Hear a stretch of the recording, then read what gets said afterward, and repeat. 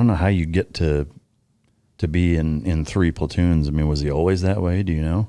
He went to a platoon, and then he had some family stuff, so he went to trade it for a couple of years. Oh, okay. And then he went on that Iraq deployment with the boys. Yeah. All right. All right. So that deployment, it's 7 months. Most of it is in UAE, doing a lot of training in jiu-jitsu, combatives, et cetera. Spend 4 weeks in Djibouti, building up for a hook and climb mission that ends up never happening. Did you guys go home from that, or from there? Did you go back to UAE for a little bit and then go home? We went back to Djibouti, Africa. Then we went back to Abu Dhabi. And during that time, Yemen were putting those landmines on the shipping containers that were going through the Strait of Hormuz. And so we deployed to near Abu Dhabi, and we were doing battle damage assessments on the ordnance that they were exploding. So we actually did dive ops doing battle damage assessments, sending it straight to was it Trump at the time? No shit. Yeah.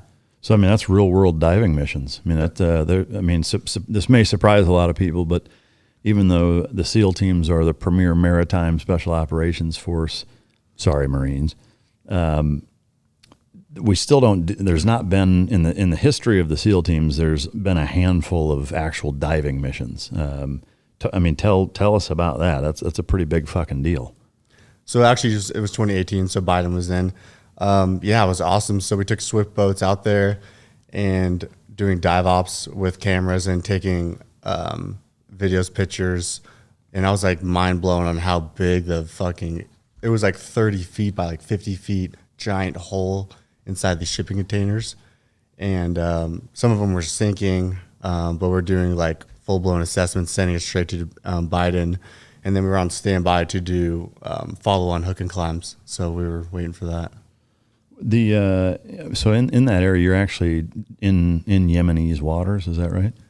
So we're in the Strait of Hormuz, which is like across the way from Dubai and Abu Dhabi. Okay. Yeah. Actually, 2018, Trump would have still been in office because Biden wasn't until early 20. That's right, 2018. Yeah. So you're sending that stuff directly to Trump. And there was a potential follow-on shipboardings that may have come out of that, depending on what you guys found. Yeah, there was. It never got approved, I think, because it was like they wanted to fucking go to war at that time. So they never got. I don't think he wanted to escalate it. Yeah. And then obviously fast forward till present day when those guys did actually the hook and climbs, but the hook and climbs that we did, or that we were trying to get proof for, the Israelis actually did it. Oh, really? The same. I'm not gonna get into the name of it, but they did that hook climb on that. No shit. It was basically a C2 element that was the ship that was stationed in the middle of the Red Sea, and they were doing. They raided that place. Wow. You guys pissed that they got it and you guys didn't? Yeah, it was a little butter, but as long as bad dudes get extinguished from this earth, that's all that matters. Were there any close calls when you guys were diving? Like, did you ever run into any unknowns or any almost things happen?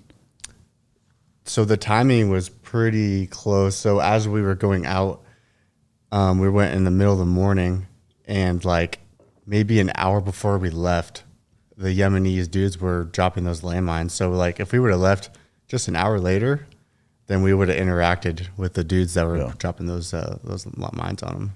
How many of you were there? Like, was it your entire platoon diving? It was actually just a SEAL platoon, 16 dudes. And then my chief asked for a new guy to get some experience. And I was like, he actually just told me, he's like, yeah, you're going to go. I'm like, sweet. Yeah. So it was me and 3 older guys. Oh, okay. Yeah. In your training workup prior to deployment, how many weeks of dive training did you guys do? We did like 3 weeks of closed circuit diving. I was a pretty good diver. I was like 3 weeks of stuff in San Diego. Yeah. Because I know there's less of a focus on diving, at least in the last 15, 20 years. We still do it, but again, like in the late 90s, prior to 9/11, like our dive training was 6 or 8 weeks, and we'd do 2 a days. We and even when we did like GoPlat takedowns, we would dive on them and do a lot of dive training that way. We did a lot more of it back then, but Was there any bit of like, holy shit, we're going to dive? Like, we only did 3 weeks of this shit. Like, we got to knock the rust off. Yeah. So actually, it was free diving. So we weren't on Really? Yeah. So we were just Straight scuba? We were just doing breath holding. Oh, wow. So we would have one dude on the surface looking after, and we would just take turns diving. Oh, okay. Taking videos, pictures. Really? Yeah. Why didn't you? I mean, is that why you guys didn't go closed circuit? Is because you were rusty or you didn't have it, or what was the reason for not diving? Good question. I'm not sure why we didn't dive. I think it was so. I don't think the equipment was there, and it was so sporadic. We were just there, and then we were on standby in case a war kicked off or whatever. Yeah. That we just we didn't have any gear, so we just sent it on a free dive. I mean, that's to me that's pretty cool. That's frogman shit as it gets. You know, I am curious. What was your guys' loadout, weaponry wise? So we had the 160th dudes with us. So they were stationed in Abu Dhabi, and they were flying ordnance over to us where we were at. So we had like A-dubs on the roof, snipers. We had a whole bunch of gear with us. Did you guys, as divers, were you carrying a loadout of any kind? We weren't carrying a loadout. We had dudes on swick boats with, shit. Yeah. Like not even a pistol? No, nothing. Fuck, dude. Yeah. What's going on in the SEAL teams? We just were like, Frogman, give me a fucking K-bar knife. Yeah. And let's give a massless set. For sure, I would have had a 357 fucking Magnum. Being in the water, I'd have had something. Yeah. You know, I don't care if I had to sneak it on. I wouldn't go with nothing. That's crazy to me. Yeah. So I mean, it's different than what I imagined when you first mentioned it. Can you walk through like from start to finish how that whole thing goes down? So we took the swick boats out. We were doing battle damage assessment. We would drive out there doing free dives, taking videos, pictures. Went back to the little outstation we were at, sent it straight to Trump, and we were waiting for approval to do shipping boards. But I guess from almost from if you're presenting a con ops, right? Like how did that get presented as far as like, can you walk us through we had these 4 automatic weapon guys post here, then we got on the boats. Then like, can you walk us through kind of the phases of operations of how it went down? So we're sitting on the swick boats at the dock, and the swick dudes had 240s on each side, and there was like 5 of us. So we had a bunch of guns. All the operators had A-dubs, M4s. So we had plenty of firearms, law rockets, and we were actually training to shoot law rockets at the ship we were going to board. But waiting on approval, they said yes. We just sent it out there, did the free dives, came back, sent it to Trump. And then it was funny because we were watching on the news, and they had pictures of us on the swick boats and all the containers that were blown up. Oh, really? And that was while we were diving. It was just obviously there was oil and gasoline all in the water. So I was sitting there just gargling on gasoline and oil. Yeah. I'm like, this shit can't be good. Yeah, that's fucking gnarly. And the disintegrated metal that was all in the water. I'm like, probably gonna get cancer later, but fuck it. Yeah. Do you know? Did you guys look or did you know what was in the shipping containers, like what they were blowing up? So they were doing it. They would go down like 30 feet, and they would put it on the bottom, and they would blow holes in it. I think dudes actually died that were in like the engine room. But yeah, they were just blowing them up to basically just start some shit. So it wasn't like targeted. These are weapon shipments. It was just random shit. Yeah, it was just random sea containers. Yeah, they were hitting like UK. They weren't hitting any US ones. There was like UK ones and a bunch of stuff that were shipping into straight at the Heart of Hormuz. So you guys actually didn't know what was in the shipping containers? Yeah. No, yeah. All right. So how long did that go on? So we were there for like 4 weeks. And then Trump eventually said, we're not going to do any of those shipping climbs. And then we went back to Abu Dhabi, and that was towards the end of deployment. Yeah. Okay. So you go back to rolling every morning, right? Yep. You go home. How long were you home before you go back to Yemen for the next deployment? So just a quick backtrack. This was 2018. And so our sister platoon was in Iraq during the time. And there was that, it was on the news, so I could say it. They got kicked out of Iraq and sent home for some alcohol and sexual harassment type stuff.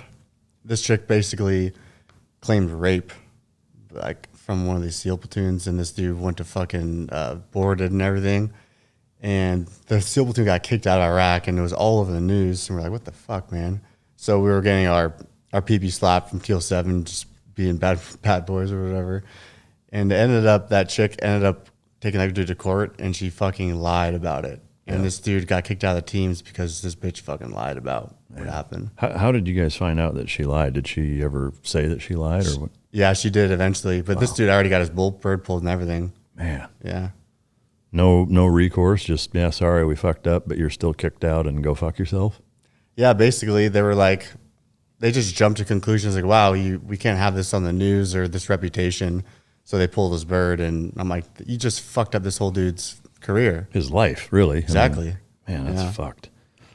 Man, that's rough. All right, so you guys come home from that while that's happening. How long were you home before you redeployed? So 2018, we got back in October, and then the second platoon, or this is our third deployment, the second one with Team 7, I went to sniper school, which I was stoked about. My goal during ULT was to outshoot everybody. I was like, I'm going to just show you how nasty a sniper was. And I didn't ask to go to sniper school. They were like, okay, Zach, you'd be a good fit for it. You're a good dude. I was a weapon ordnance specialist, went to sniper school. And then, yeah, in 2019, and then during 2020, I went to sniper school. So I'm assuming you made it through, graduated, no problem? Yeah, it was tough. It was 2019, 2020, beginning of COVID. I was doing really well through sniper school. I stalked really well off the tripod test shooting. I took it to the last attempt, and that was a tough one, but I had a fantastic time. And it was in Indiana, and it was -6 degrees. So we were stalking in -6 degrees. It was so much fun. That's fucking brutal. How many guys were in your sniper class? It was light. It was maybe like 27 dudes, and then we lost like 6 or 7. Yeah. I mean, I never went through sniper school, but everybody that I know that did said it was one of the harder things they've done. Do you feel like going through it in terms of your shooting competency prior to and afterwards, is it as significant as people would assume that you learn while you're there shooting wise? At sniper school? Yeah. It was more in depth than I thought. There's so much that goes into it: wind, humidity, temperature, curvature of the earth. The range we were shooting at 1,000 meters, and there was a crosswind where we were at shooting position, and there was also a crosswind at the target. So for viewers listening, like the wind, your bullet goes supersonic. It goes into so supersonic, and it goes to trans, and it goes into subsonic. So the wind's more affected as the bullet is traveling at a less speed. So it's hard to be cognizant of what the wind's doing downrange rather than where it's at right now. Yeah. There's just a lot of factors, basically. I mean, there's a lot of science to it in figuring out what the environmental impacts to the trajectory of the round is doing. Did you guys get into grain weight and velocity in terms of the energy dumped into the target, like what grain to use, and like is there a lot of time spent on that, like the ballistics? Yeah, there is. We were shooting mostly the 300 Win mag, so we're shooting 190 grain Sierra Match King, and then we also shot 220 grain, and then we shot the 308 the SCAR, and we were using the Night Force Tremor 3 reticle. It looks like, how the hell am I supposed to read this thing? It was a circle with a bunch of letters and numbers and lines on it. I was like, what am I looking at? And then after they explained it to us, I'm like, this is a badass reticle. Yeah. So it's a Night Force what? Night Force Beast 5x25 zoom, and the tremor is called, or the reticle is called Tremor 3. Can you buy that as a civilian? Yeah, you can. It's expensive. I think they're like $5,000, $4,500. Yeah. Do you remember what the velocity is on the 300 Win mag rounds? It was about like 2,800, 2,900 feet per second. Yeah. And 190 at almost 3,000. That's a pretty brutal fucking round. It was cooking. Yeah. All right. So you finish sniper school. How long before you deployed from the time you finished? So real quick to backtrack, and in sniper school in 2018. I wasn't there. My really, really close friend, Justin Pegg, was in sniper school, and he ended up using some drugs, cocaine specifically, and they got piss tested when they got back, and he popped for drugs. And I was like, he's my best friend all through training, all through buds. And he tested high, and he ended up shooting himself. No shit. So I was like, that was tough on myself because he went to the East Coast teams, and there's a little lapse of time where we didn't communicate. And I felt like, fuck, man, if I wish I was in touch with him, he could have fucking called me, dude, and could have prevented that. But. So if we can take kind of a sidestep here for a second, I'm curious to get your take. The culture in the SEAL teams and all special operations environments or units, we're not Boy Scouts. Like it attracts a certain type of individual that, many times gets characterized as like life path wise. There's an A and B option. It's like you go there or you end up being a fucking criminal. Like there's a lot of guys that fit into that category of their kind of riding the edge, extreme nature wise of how they live their life. And, it stands to reason of what you do for a living in that job. There has to be an element of that to your personality. Obviously not all guys are that way, but a lot of them are. And especially when you mix in, doing multiple combat deployments and the associated traumas and PTSD that oftentimes accompanies a lot of these experiences that guys have. Drugs are a relatively common thing that guys mess with. But I'm curious to get your take from something like that happening. What is your position on the Navy's stance of if you test positive, bam, you're gone? Do you agree with it? Do you think that there should be more forgiveness or wiggle room with that so that shit like that doesn't happen? Or what is your take? That's an interesting question. That's tough. I don't know if second chances, because they make it very clear, like you can't be doing coke and a bunch of drugs while you're in the military, because it could alter your thinking. You can't be high while you're training because it's a liability to people. So I don't disagree that. I think if you pop, then you should be gone. I think if you get like a DUI or something, it could be a different story because alcohol is like, legal and whatever. But you're saying team dudes are psychotic, and not psychotic in a good way. We're all in on something. For me personally, I don't party or drink a lot, but when I do party, I fucking go all in. And it's just like the Navy. Like I said, I'm willing to die. I'm going to go this to the very end. So there's the level of being all in, and we're just wild dudes. Yeah. And it's necessary for the job. So you agree with the zero tolerance? Yeah, I think I do, yeah. What about you?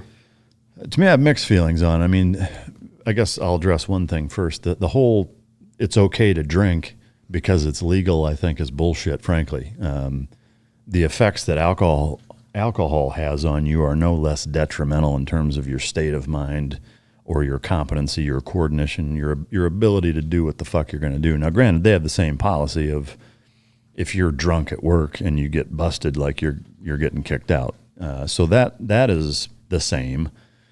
But to me, if you remove the kind of the social faux pas that's associated with drugs, and I want to caveat this with, I don't fuck with any drugs. It's never been my thing, not even recreationally. Like I don't mess with any of it. I don't drink. That's not my fucking bag. However, to me, like if you're saying you're responsible enough to get completely fucking pile-driven hammered on alcohol as long as you don't show up drunk. From my perspective, again, if you remove all of the associated bullshit and context with drugs, then what's the difference? Like, why can't you do cocaine at night as long as you're not high the next morning? Like, yes, it's still in your system if they pull your hair or test your urine, but that's going to be the case with alcohol. Like, to me, I don't see a difference. I don't. I completely agree, yeah. So to me, it's like that just doesn't make any sense. The legality thing to me is frankly irrelevant. To me, it's more about, I have a number of employees. I don't piss test them. I look at it very simply. Like, I don't really give a fuck what you do in your spare time as long as it's not hurting anybody else. Like, if you're driving fucking high or drunk or whatever, that's a problem. Where I'm going to have a problem is if it's impacting you at work. If that's the case, then yeah, that's a totally different story. But if it's not, like if I have to piss test somebody to know if they're doing something, clearly it's not a problem. On the transverse, like if there's a problem, I don't even need to piss test you. I can tell something's wrong. And so like, I just don't get it. It's like, if you have to piss test somebody, then what's the problem? That's how I view it. But, so he I completely agree, but like guys aren't like drinking while they're training. He was doing like coke at work. Yeah, I mean that's for sure a problem. But the society is like alcohol is legal. I think that's bullshit. Like, what I'm saying is he was doing stuff while he was working and training. Yeah, that's an issue. For sure it is. Yeah. I guess that's my misunderstanding. I thought it was a random drug test. Nobody had any idea, and he popped, and you're gone. To me, I think that kind of sucks. Not kind of sucks. It really sucks. Again, I never did any of that shit. I wouldn't do any of that shit. But if somebody wants to do that the same way somebody can, have a glass or two of bourbon at night, like if somebody wants to do a fucking line at a party on a Saturday night, who gives a shit? I don't.